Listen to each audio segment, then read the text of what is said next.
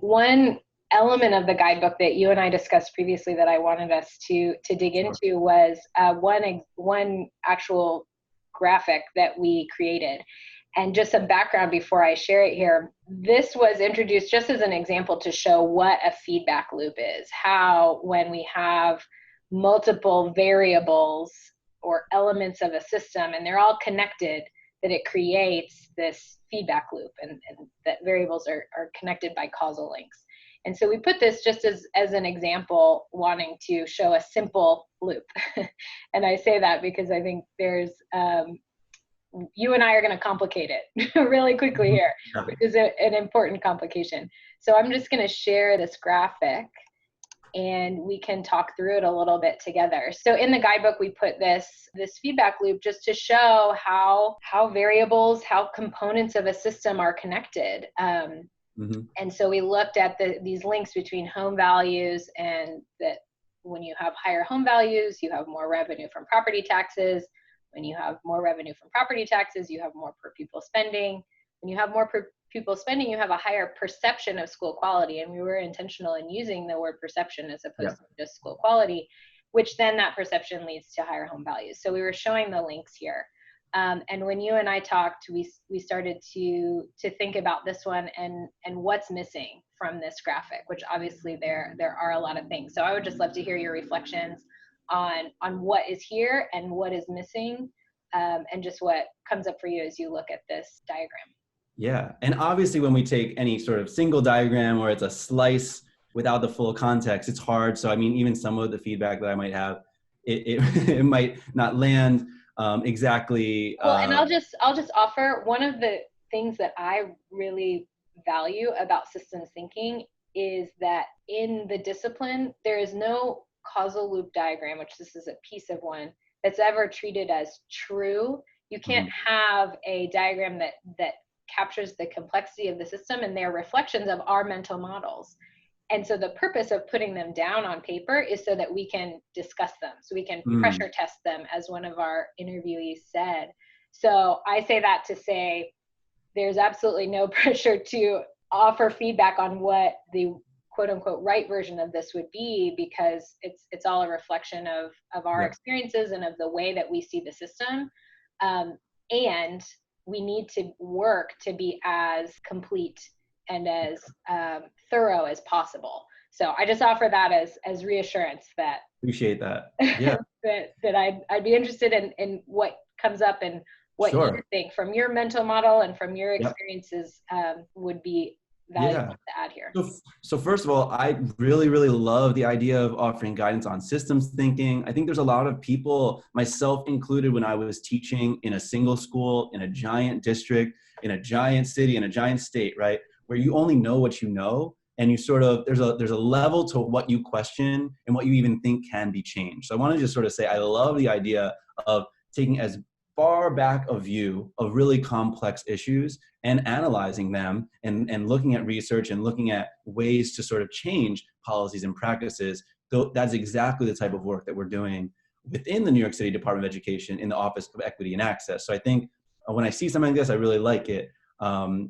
With that being said, I think within a project around racial equity, where all of the examples are really about, well, how are we going to lessen disparities in suspension rates or gifted and talented rates along the lines of race, which were a lot of the examples and which are what a lot of folks are sort of trying to do right now. This example of a feedback loop, I think, sort of highlights or can highlight the dangers in starting history at a certain point. And what I mean by that is, I think the variable of home values, right, taken as something that just is never going to change, it is what it is, that is the way suburban and urban areas have home values, and it's connected to our school system's funding and property taxes, that I think just using this as an example, sort of devoid of the opportunity to teach about the inequities that led to home value differences, is something that makes me cringe a little bit, because I think it doesn't open us up to an even larger sort of understanding of the way things are. I think there is a danger in looking at any model, following sort of a loop, but doing it too far along in history. And I think that that's a problem in terms of like our collective memory, especially for white folks, for a lot of East Asian folks, for new immigrants who might not have had the full education in the racialized history of the United States. Usually it's, you come here and we learn a history that is super sugar-coated. It is not telling the truth about the way things are, how our system was built off of the enslavement of Africans who came to the United States or to the colonies without their consent, that the entire structure of the economy was built off of this, even all the way up until the Civil War and then beyond, right? That's so important to understanding why things are the way they are. And I think when we have feedback loop examples that don't at the very least, sort of have caveats or learn more, or what are the other factors that play into each of these components that sort of heighten, that manifest even worse inequities even today, I think it may oversimplify some of sort of the actions that people can take. With that being said, I think that something like this, it can be really helpful to sort of say, where are we at a certain point and what's in my locus of control to change, knowing this is a loop that affects it. But I also think that there is a level of sort of just like deepening each of our understanding around the history of this country, around socio-political, cultural aspects that maybe we don't know and that we have to unlearn, that might make us think out of the box around the types of solutions that we will propose, especially if we are in positions of power. Because I think there's a reason why there hasn't been fundamental change around racism, around racial equity in schools, and that, sure, there's been some progress over time, but it is not moving quickly enough. And we have neighbors and friends and families and loved ones who are still suffering, I think often because people are not thinking deeply about the connections of history and how they pertain to what's going on today. Yeah, I definitely appreciate all of that. And I think, looking back at this diagram, I think the driving value for it was in simplicity, which there's something useful about being simple and straightforward. And we have to grapple with where is it more important to be simple and straightforward, and where is it more important to show the fuller picture, even if it's more complicated, and either helping people kind of walk through that complexity, or finding a way to make that work. And I think since we've talked, I've just thought of what are the other things that affect these variables. And in systems thinking, there is no standalone feedback loop. This could never be considered a complete diagram. So what else could and should we show that complicates it? And then how do we help people sort of process that? I think is another way to go, as opposed to just saying, let's show the simplest version of it for understanding. Instead, can we show a more complicated version of it and sort of work through the processing? Absolutely. And I think, again, especially with racism and anti-racism work, you realize how complex some of the issues are, but also sort of how simple they are that people don't want to address. So you think about home values and this being a variable, right, that then starts this loop that is at least trying to explain some of the perception of school equality. When in reality, right, I could think of similar feedback loops based on research that was done even last year. Newsday on Long Island had a massive, really comprehensive assessment of the discrimination that happens for home buyers in different neighborhoods on Long Island in New York.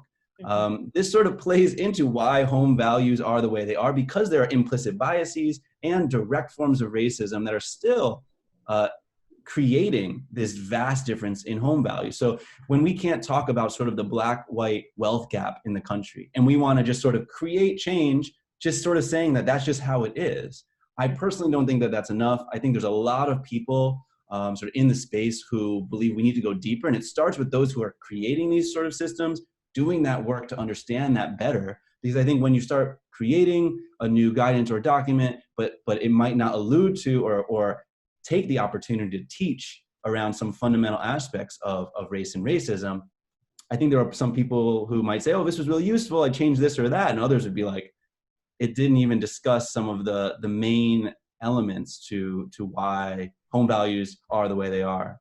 Mm-hmm.